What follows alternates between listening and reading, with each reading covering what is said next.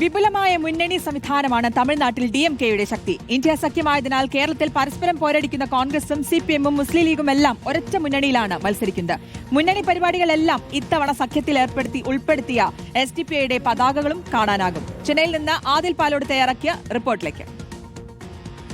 തമിഴ്നാട് നിയമസഭാ തെരഞ്ഞെടുപ്പിൽ സഖ്യമാണ് DMK-യുടെ ശക്തി എന്ന് പറയേണ്ടി വരും.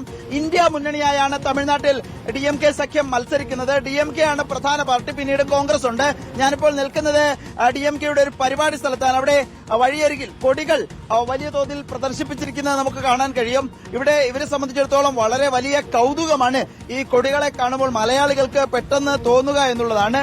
ലീഗിന്റെ കൊടി നമ്മൾ കാണുന്നുണ്ട്. തൊട്ട് വലതുവശത്തേക്ക് പോയി കഴിഞ്ഞാൽ നമ്മൾ കാണുന്ന അടുത്ത കൊടി CPM-ന്റേതാണ്. ബദ്ധവൈരികളാണ് എന്ന് നമുക്കറിയാം. രണ്ട് മുന്നണികളിലുള്ള പരസ്പരം വിമർശനങ്ങൾ ഉന്നയിക്കുന്ന പാർട്ടി. അതിന്റെ തൊട്ടടുത്ത് നോക്കിയാൽ SDP-യുടെ പതാകയും കാണാം. അത് കഴിഞ്ഞാൽ കോൺഗ്രസ് ആണ്. പിന്നീട് കുറച്ചുകൂടി വലതുവശത്തേക്ക് പോയാൽ CPI-യുടെ പതാകയും നമുക്ക് കാണാനാകുന്നുണ്ട്. അരിവാളും നെൽക്കതിരും പതാക കാണുന്നുണ്ട്. ഈ രൂപത്തിൽ എല്ലാ കക്ഷികളും, ഒരുപക്ഷെ BJP ഒഴികെ കേരളത്തിലുള്ള പ്രധാനപ്പെട്ട എല്ലാ കക്ഷികളും ഇവിടെ ഇന്ത്യ മുന്നണി എന്ന നിലയിലാണ് മത്സരിക്കുന്നത്. പലർക്കും മികച്ച പ്രാതിനിധ്യം തന്നെ മുന്നണിയിൽ സ്റ്റാലിൻ നൽകിയിട്ടുമുണ്ട്.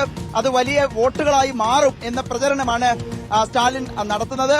ഏതായാലും DMK സഖ്യം വലിയ വിജയപ്രതീക്ഷയിലാണുള്ളത്. ആവേശം നൽകുന്ന കാഴ്ചകളാണ് ഇവിടെ നമ്മൾ കാണുകയും ചെയ്യുന്നത്. ചെന്നൈയിലെ കാഴ്ചയാണത്. വീഡിയോ ജേർണലിസ്റ്റ് മനു ബാലകൃഷ്ണനൊപ്പം റിപ്പോർട്ടർ ആദിൽ പാലോടൻ, റിപ്പോർട്ടർ ചെന്നൈ.